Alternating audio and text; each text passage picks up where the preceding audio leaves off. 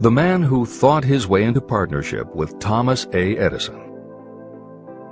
Truly, thoughts are things, and powerful things, when they are mixed with definiteness of purpose, persistence, and a burning desire for their translation into riches or other material objects. Some years ago, Edwin C. Barnes discovered how true it is that you really can think and grow rich. His discovery did not come about at one sitting. It came little by little, beginning with a burning desire to become a business associate of the great Thomas Edison. One of the chief characteristics of Barnes' desire was that it was definite. He wanted to work with Edison, not for him. Pay close attention to the story of how he turned his desire into reality, and you'll have a better understanding of the principles that lead to riches.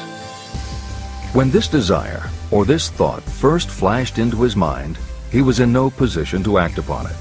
Two problems stood in his way. He did not know Mr. Edison, and he did not have enough money to buy a train ticket to West Orange, New Jersey, where the famed Edison laboratory was located.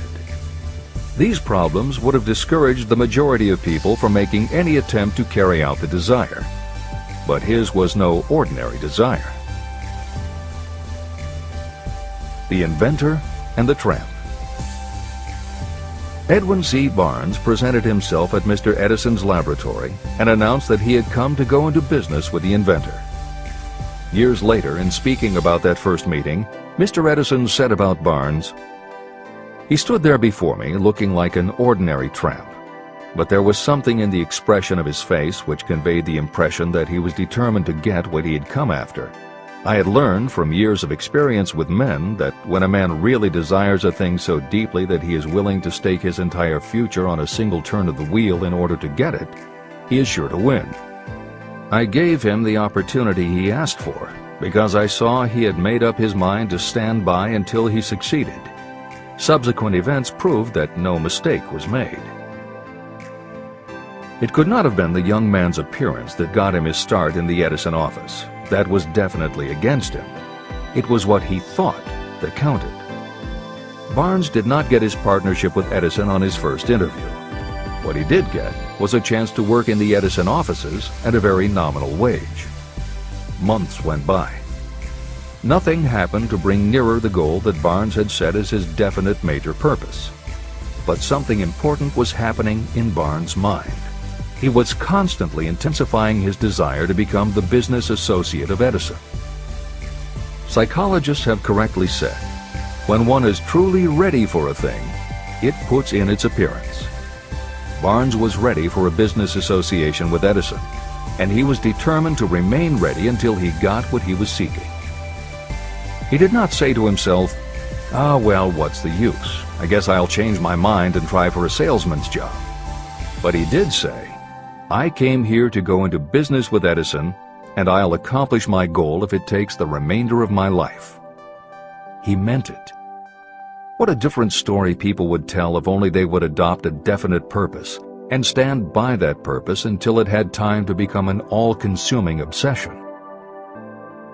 Maybe young Barnes did not know it at the time, but his bulldog determination and his persistence in focusing on a single desire was destined to mow down all opposition and bring him the opportunity he was seeking.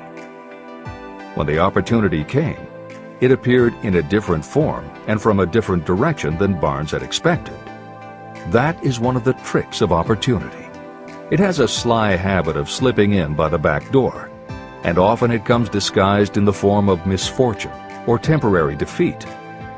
Perhaps this is why so many people fail to recognize opportunity. Mr. Edison had just perfected a new device, known at that time as the Edison dictating machine. His salesmen were not enthusiastic about the machine. They did not believe it could be sold without great effort. Barnes saw his opportunity.